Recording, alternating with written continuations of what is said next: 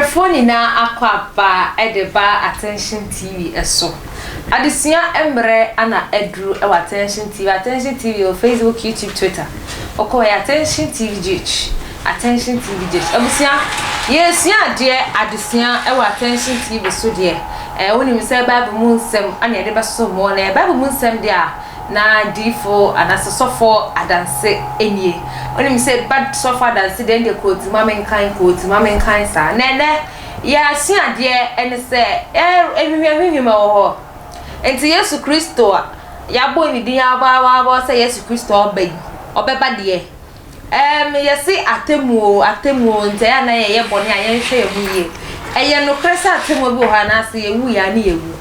Yesu Kristo ya yaka ne ho asemi se oba onfa oja eni nso mbese asase so dem den anode ba be se ye wosia gibre na hwe Attention TV adesua na ye nkyere wade ne ewu ma hu han no na se ya mpase Yesu Kristo ba de a wanyera ewo na hinye ma me fasida enkoma University Foundation se adekye adesanye dani da oso adesua adwumedie yiso ase na yede ebesom yahwefo eni Ghana mani na ebusia University Foundation se ankona mana kwa ope foundation wonu se na ye ne dada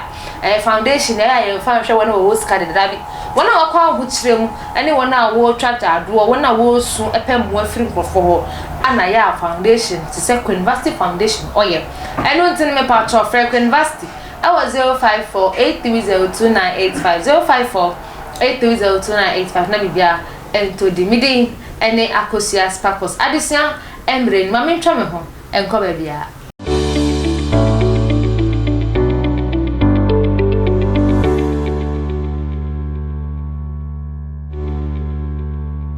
I was young that says wonya bread che ma metwa me ho pe e de eba ye adesua mbre ana ogusu a wo hwe e Attention TV na onu se adesua de Bible mu nsem ye kan ye bie ne ye kan na ye hu mbo so Bible nu mu na ye bo ebusua nde ye ti asema ye beka ene se atemu e wo ho ehwehwehwehwem ebeba Yesu Kristo ye kan ne ho asema obi a preacher Yesu Kristo ba wo pa eye no kre so se onfa eja eni nsuo ensa asase so biem no de ade foforo na eden kra no de be se wiase enti ebe ya den ana ye hu ada ye hu so ene ye sa akasofo adanse o sidi wan se ya o God's Revelation Ministry wo agape na onim se ba ne sofo adanse de ende quote mami quote eno ani ye be ye enti no ene obekire ye se eye no kre ana se nya no kre se Yesu ma ye no ebeba ma yenko na yenko hwehwe Safu ma wakwaba ya ara bejide se bibia eyeboko Yesu adomboko nene yasem ne se Yesu maye na enokre na ye sha Yesu maye no enene de yo mechia tiefo a omo ayaso na omo afidie da Attention TV na omo etie ye ne mini oba dia ewo ho ne Yesu maye no enokre na nyame asem bia de waka bia no so no etwa se ebem se yakase Yesu maya ewo ho senia wutumi enyensen na wowo na akora no so banyi na wugya no ho sara nso na Yesu maya no so ye den eno nso ewo ho ye ya ho na senia tibia nso no ibe free asase so na ifiri asase so a atemu ho ede maye enti Yesu maye ne de sene atibia no obeba ena wo ye Kristo ni so afahye otirimu se emo bi ndada se Yesu Kristo omba awurade oye ne kwafo na de waka bia no so no etwa se ebem enti heaven ewo ho Yesu maye no so ewo ho Yesu maye ho heaven o ahwehwehwehwem so rapture ho say rapture because say Yesu the guy says of be ka say 2000 ya Yesu beba and say rapture na sha say na sha mamenka asemi yemfa ya Bible yenhwe ade ewo Matthew chapter 24 Matthew chapter 24 okay na yenhwe ahwehwehwehwem no so obisa say ewo ho I said Bayi, I saw for preaching, I will preach and say, yes, Subo. Na rapture and I shim ebe take place. I'm as of be crab out because I said 2000 ya Yesu eba. Also what say no kre heaven wo Yesu Christo so eba. Enti me bisa shim asase because they say na kwa say obi e say kra Ghana ni kra kwa so la say me pastor la ye kan kwa gisem. Ye kire me say Yesu Christo ba. Enti shim ma ye kan say ebebe aba because they don't now so e ka say ye wo wie ye mre. Amen. Ashunshun no. Eba. Amen. Eba. Okay. Yehwe Barbara o kire yen se ebre bi ba asasi ebe nane esoro be bobo na eho no be bibia ni ho no mo a ye bedwane akosie na ehwimbre beduru baby awo bia no emfa nhye otirimu se obesan wechi aba baby onam bia rapture bitumi ato ya ka rapture ye hwimbre anameboa aha anuntina Yesu ka kire yen se yensiesie ye ho nyeden ensie ama edana mbeto yen mpofrimu ne sen yati he ya yenim da Yesu beba ana one thing as I say yen ye a Christopher ye careful ne say Ewurade de nneoma bi ehinta yen what you say Ewurade de nneoma bi ehinta yen enti sa ehinta sem no na sese me no mienu ye ma ye ni ko ameda no ambeto yen mpofrimu so ka cho say kire na meba mekwa kono ma peteshi aboro ene ya meye kama ade be kire na ma abobo am ho twen no thank you but odi esie ye ne enunti no se yensiesie ye ho na obi nim dakora ono nyankopon be den obeba mpacho so wate enti ehwimbre no he is on the way coming enunti no se yensiesie ye ho yemfensie but they amuka se ehwimbre na abakwa no ehwimbre the rapture time na nkasa is on the way coming na chese mbae enam kwemu a eba de ni ane no se ma weni enda ho ndi se mani anda ho weni anda ho no mo a eye wa wasem a e kwan be so na mani be da ho eno ne se ubehunu no kore no ano kwen ene ne de eno ne nyame asem ene ne bible a obia enya bible nyame asem bible is a book bible na me se nipa na choro ye but asem no wo mun na hia what you say Bible is in the book. What you say? But the word of God is in the book. Okay. So what you make no? Book ni dia ho ba nyame asem no e wo book no mo. Enti no say yen hwehwe Matthew chapter 7 verse number 7. Wetu ama ya kan hwe. Matthew 7 verse 7. Matthew 7:7. Matthew 7:7 no or say Monfa dia eye kronkro Matthew chapter 7 verse 7. Mumbisa na mobema mu na wode bema mu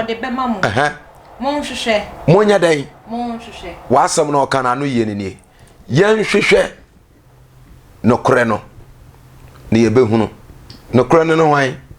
John chapter 1 verse number 1 John chapter 1 verse number 1 wow me kita phone me kita bible phone John chapter 1 verse number 1 so o say yen hwehwe ye behunu infiti ase no na asem no wo ho na asem no ni onyankopon na asem ni nyankopon na ewo ho na asem no onyankopon enti asem no ono nyankopon enti o say yen hwehwe no a ya hwehwe na ye behunu asem ni we enti the more obe force say anase obe search hwehwe no obehunu no ti se obi a ohwehwe obi ohunu na se ontena ase ontrese wo hunu saa nipa no enti Yesu amaye ani da ho anase akwan se yema ye ni nda ho yema ye ni nda kwan yensiesie ye ho entwen ne maye no otoso mienu no se wantwen a ubewa ne se waba nso nhunu no adenti na oba adenti na oba John 14 verse number 1 John chapter 14 verse number 1 John 14:1 John 14:1 Mama akuma entutu mama akuma entutu monye onyankopon ani monje nyankopon endi monye nyankopon ni na menso monje mendi enti se obi a oje ono Kristo di no woni daso se Yesu emaye na oba no obekobi debi na adenti na Yesu Kristo no oba se na asem no wona wode na asem ni sie ye wode na asem no ekire ye no wona waka na asem no te se obi a wafa no adwuma mu ebraso se obetua sankrofo ne ka enti penine ba obefro mu nyina do deserve no ode amawo enti Yesu se oba obo te se yemra asase so we should spread his gospel yen ka na asem no enkire abode nyina. That's your mission on this planet, to come and minister the word of God, to preach and to set the people free from their bondage. Are you getting me there? And to Jesus Christ, the commandment here, or the man and ma was yen spreading has some according to Matthew chapter 28, verse number 18 to 19. Or say, yen ko wiasia fana yina, yen kana some chere abode yina, na afe yen chere one. Said the waka no omundi ni nyina so no de ka bi o de bibi twa ewo ekire o say na hwe menem wo ho ekosi wiase awieye. What I say o ka Matthew chapter 1 wi na e no besan gina John chapter 14 verse 1 say emamu akoma ntutu na monje me nyankopon di nsama maka no monje ndi. What I say na me kwa kosi esie baby pa e de amamo one family as for one more are you ready say they will spread the word of God ombe kana asem no walk up pesa pia ho e de amasa ankrofo no what I make no enti sa dia wo kire sisi ai de metumi aka ne say ye commission e de ma ye nyina say ye nko eno nti na oba no enti oba no science ben amase e de me hu se Yesu Kristo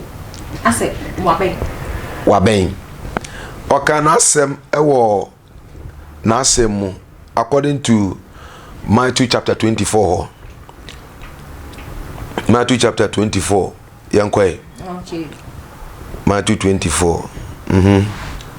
Matthew 24 verse number 20 yanhwa de e wo ho Matthew 24 verse Matthew 24 verse 20 24 verse 20 Matthew 24 verse 20 o say na mo empire na mo tie what do 20 hold mo 20 Matthew 24 20 20 o say na mo empire na mo dwene no ama awobre ana ahomeda 21 na eno na ahohiahia kese a efiri wiase mfitiase de besi enne ebi emada so efiri ebirema da beba de ebi mada no ebiri beba 21 22 na 21 ho 21 ho no say na eno na ahohiahia wona ahohiahia kese what you say 22 say na se wantwa say na se wantwa enano se wantwa enano so a anka worenye ahonam anka wonya otreneni biara ahane honam biara nanso won a wo waye won no inti wo betwa enano so